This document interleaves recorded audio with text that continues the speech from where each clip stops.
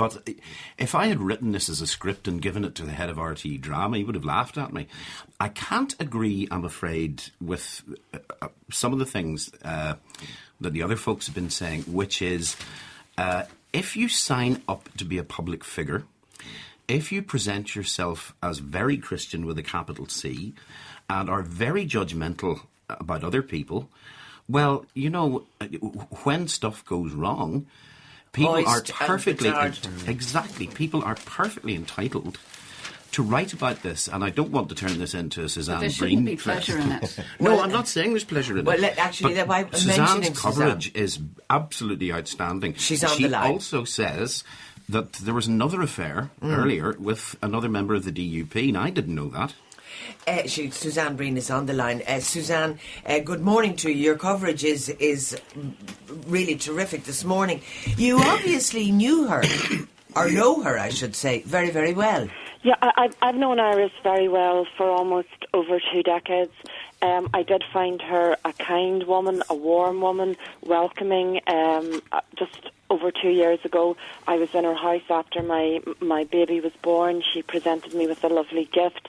I found her also volatile, emotional, neurotic, but I have to say I was stunned as well by the revelations, and I saw a different Iris, an Iris that I didn't recognise, an Iris that at times was manipulative, demanding the money back from her young lover when the relationship ended.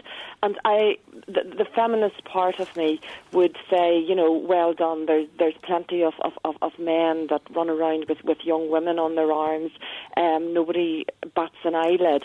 But I also have to say I do find it highly disturbing that she knew Kirk from when he was 9 years of age, that the affair began when he was very vulnerable. His father had just died, and also that Iris had a relationship, had a sexual relationship with his father. That has been verified by a number of separate independent sources, and I am shocked and stunned that Iris behaved like that. I wouldn't have been surprised if she was having an affair with a man her own age. I know that the relationship with the Robinsons, they led separate lives. Iris would have complained many times to me that she was lonely, that Peter always put party and province before her. She certainly worshipped her family. She was still very much in love with Peter despite the affairs. But I am also stunned and very disappointed, having known her personally, by parts of her behaviour in this affair. Yeah, it's interesting as you watch coverage across, people give themselves, as people occasionally do, permission to use the most extraordinary language. Like she was referred to as a hatchet-faced harridan. She was referred to as a cross between Sarah Palin and Laura Ashley. And you don't. Yours is the first that I've heard of somebody that actually spoke about her in fond terms. It seems that the Robinsons created a space for themselves that generated envy to a certain extent and dislike. That's right. I mean, Iris was any time that you spoke to her, you know, Peter was always perfect. He was always brilliant. You would talk to the other DUP wives, one in particular, and she would say, oh, you know, he's hopeless in the house and he doesn't make the dinner. It's always fish and chips when it's his turn to cook. But Iris always presented Peter. He was perfect, wonderful, great.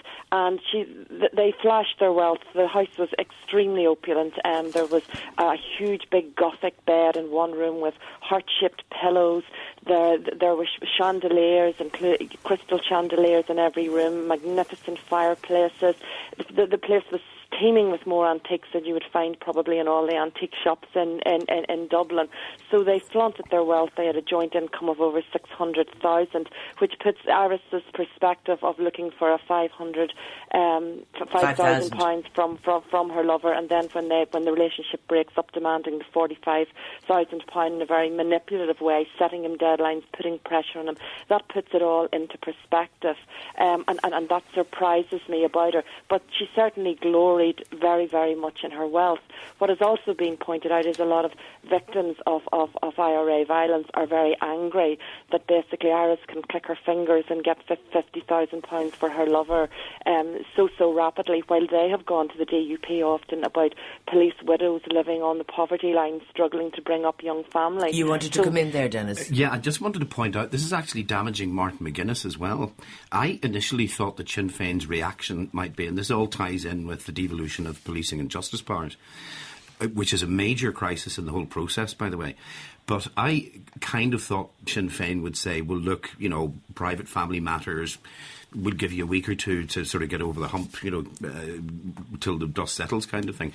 But Sinn Féin haven't, and that's because exactly what Suzanne has tapped into there, an awful lot of the Sinn Féin grassroots, the trouserless, the dispossessed, are saying, what's going on here? She can click her fingers and get 50 grand. You can't even get policing and justice powers devolved. So it's damaging him too, which is why he's been so hard line in a sense of saying, we must have a meeting about this, we must get on with it. What's damaging, what has destroyed Iris is not the affair, it's the money.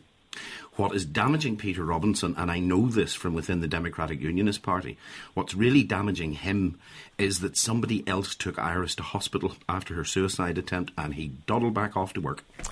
You say that, these are little tidbits that I find fascinating. Other days she'd insist that she no longer listened to rock. It was unchristian. She used to listen to Bruce Springsteen. Other days she'd insist that she no longer listened to rock. It was unchristian.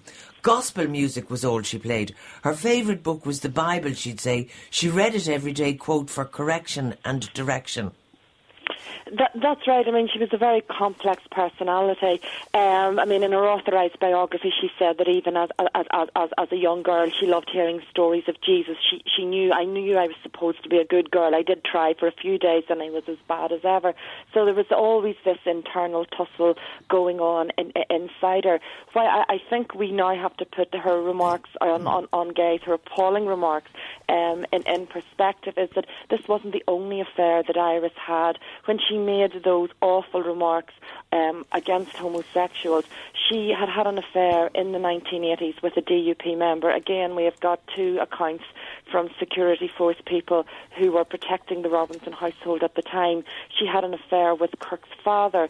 She then has an affair with Kirk. So this is a woman who knows that in her own eyes, according to her own religion, she has sinned many times, and yet she is still pontificating upon others. I think it is that huge hypocrisy that is the most shocking. And as someone pointed out to me, if we want to go down to the Bible, the Ten Commandments specifically do not actually refer to homosexual activity, but they do say, thou shalt not commit adultery. So I think despite being kind, warm, welcoming and fully understanding a woman's internal turmoil in an unhappy relationship, she is massively, massively hypocritical. She also would have complained to me personally about another female in politics that she believed was having an affair. I will not name that woman, but she was always continually ranting about this woman and what a disgrace this woman was. I didn't know at that time what Iris herself was up to. Right. I just wondered, Suzanne clearly knows her better than most, and she sounds like a very driven woman, but it almost sounds like sort of a split behaviour personality. Did you get that sense from her that she had sort of obsessive behaviour and a split personality? Absolutely. Again, at times, in terms of her music, at times she would say, I love a glass of wine, and she would try and differentiate herself maybe from the likes of Eileen Paisley or other people who didn't touch a drop of the devil's buttermilk. And then the next day she would be telling me, no, it's setting a bad example. I have to stick to pineapple juice. That does sound sad. It sounds like a woman trapped in a life that she can't get out of.